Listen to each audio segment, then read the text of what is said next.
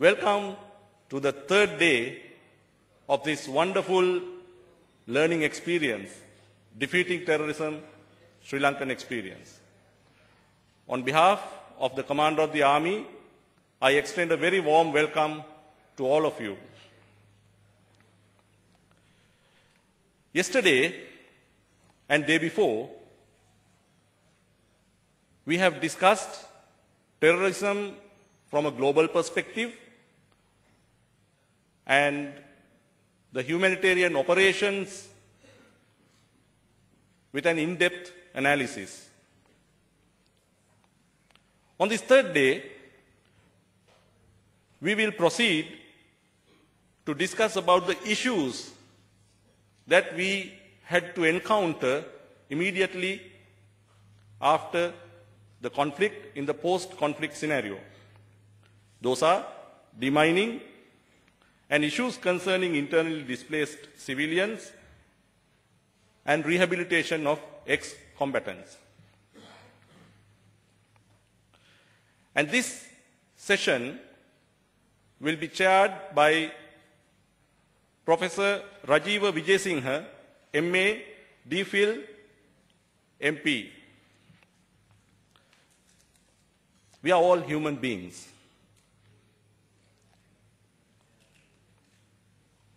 Among us, not many would have the courage to refuse a personal invitation by the head of state for a personal meeting.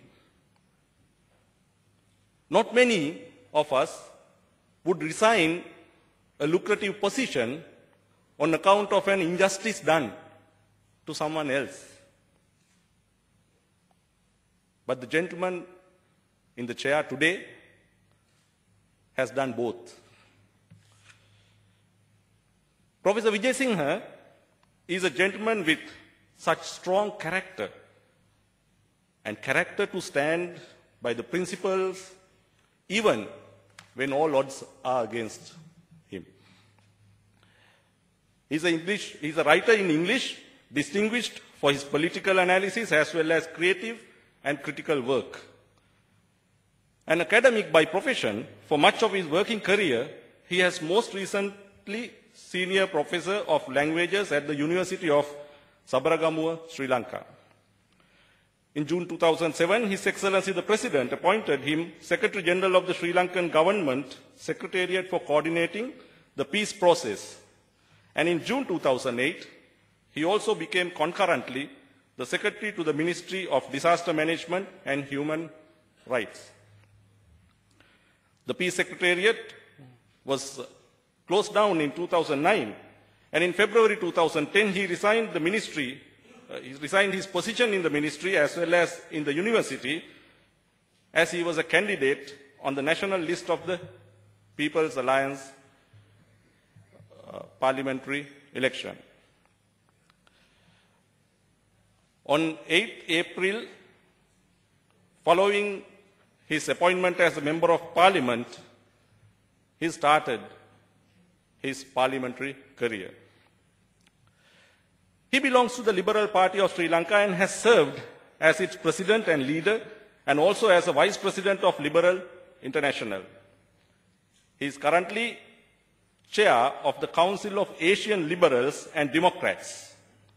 He has traveled widely and has published many books and articles both locally and internationally.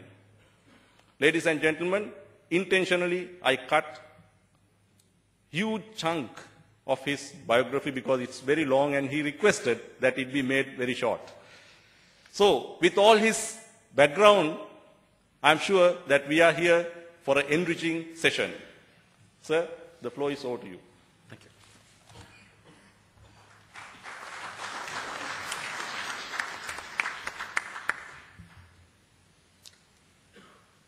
Commander, ladies and gentlemen, I'm honored to chair this session today on the second part of our experience in defeating terrorism.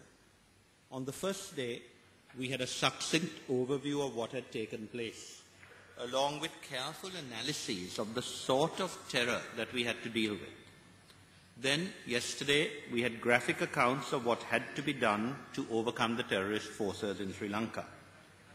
The stage was held exclusively by the Sri Lankan services in explaining this first and most vital part of our fight against terror.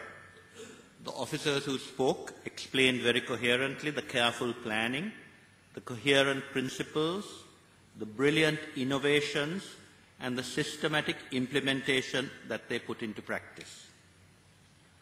I had been following the operations during those days in terms of my responsibilities for peace as well as later for human rights. This war against terror was not like the others we know through the media, where the protagonists seem more important than us to what is termed the international community. Conversely, the civilians amongst whom the terrorists operated were much more important to us in the Sri Lankan situation, since they were our own citizens, than civilians in other theatres of war where they are seen as alien and therefore not treated with the same cares and concerns.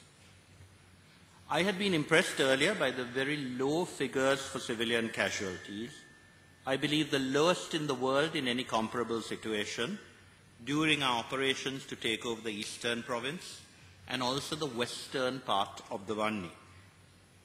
We heard yesterday of the immense care that had been exercised and also how this continued even when the LTT brought to fruition its sustained effort, which I'm afraid the international community did not try to stop, to hold and make ruthless use of human shields. I have no doubt that better understanding of what actually happened will make clear the exemplary nature of the work of the forces. But I think we should also note the other elements that some of the speakers on the first day brought up with regard to the whole operation, namely the need to continue after the actual battles with care and concern for the civilians who were as much victims of the terrorists as our own forces were. Today then, we are dealing with civil-military cooperation, which is presumably why I have been asked to chair the session and why we also have such a colourful collection of civilians with us for this panel. It is fitting, however, that the three main presentations will be made by military officers because they had to take the lead in the first steps needed to restore normalcy to those who had suffered the worst and the longest from the terrorism of the Tigers. How we did more than any other country has done to look after the displaced, restore them to health and strength, and then resettle them will be described first. This will be followed by an account of the rehabilitation program for those who had been forcibly recruited by the Tigers, children for whom in those terrible days the international community did little. Over 4,000 recorded violations of child recruitment even after a so-called ceasefire agreement had been signed. Finally, there will be an account of one of the quickest demining programs after a conflict, which has permitted almost all the displaced to get back home safely. I should note that, though the lead was taken by the military, all this work was done in cooperation with the civil authorities to whom the services were accountable. In looking after and then resettling the IDPs, the Presidential Task Force was the main authority, but it was remarkable how well the forces worked with local officials, in particular the government agents who had functioned so effectively through the war years, even in areas under the control of the Tigers. And I'm delighted to see here today the government agent for Jaffna, who was government agent for Mullaitivu during the conflict, who risked her life so much to serve her people and our people. We were occasionally informed that our forces had hurt her, that she was about to die, and we would ring up desperately to see how she was, only to find that she was far away on circuit, not where she was supposed to have been hit, according to the Tamilnet reports, but working tirelessly for the people, which she continued to do, as did all her colleagues in the service. For rehabilitation, Imelda, would you stand up?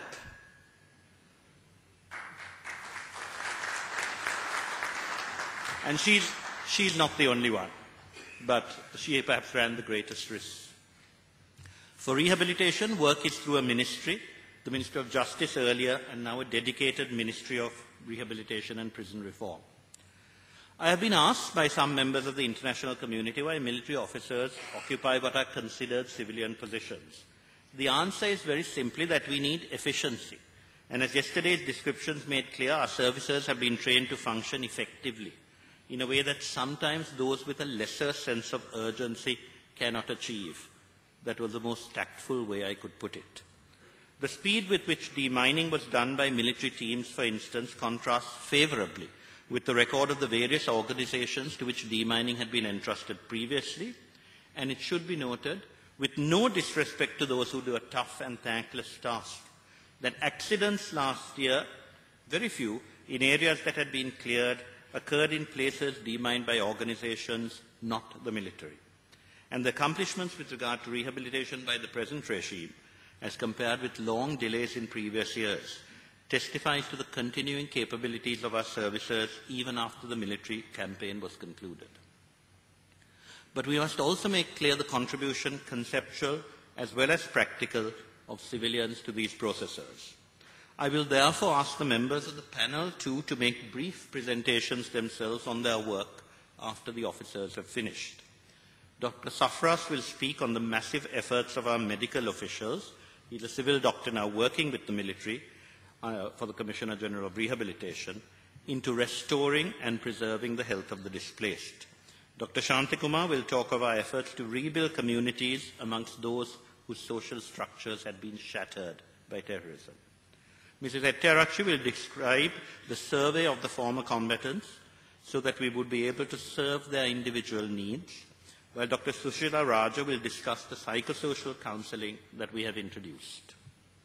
Finally, and I must apologize to my fellow Sri Lankans for saying this, since it is part of our normal life here, I should note that our panel includes all the main Sri Lankan communities and religions, Buddhist and Christian and Muslim and Sinhala and Tamil.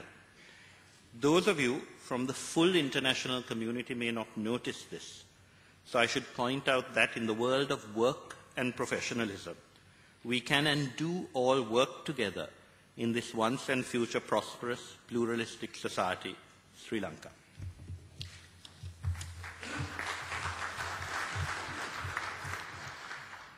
I would like first to ask Brigadier Karachi to talk of the way we looked after the displaced.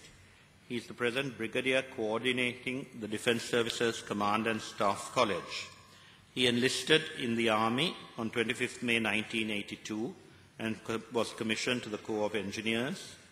He has been on several training courses, both here and abroad, and has not only worked in the field but has also worked in education, in particular as chief instructor of the military academy at Dear Talawa.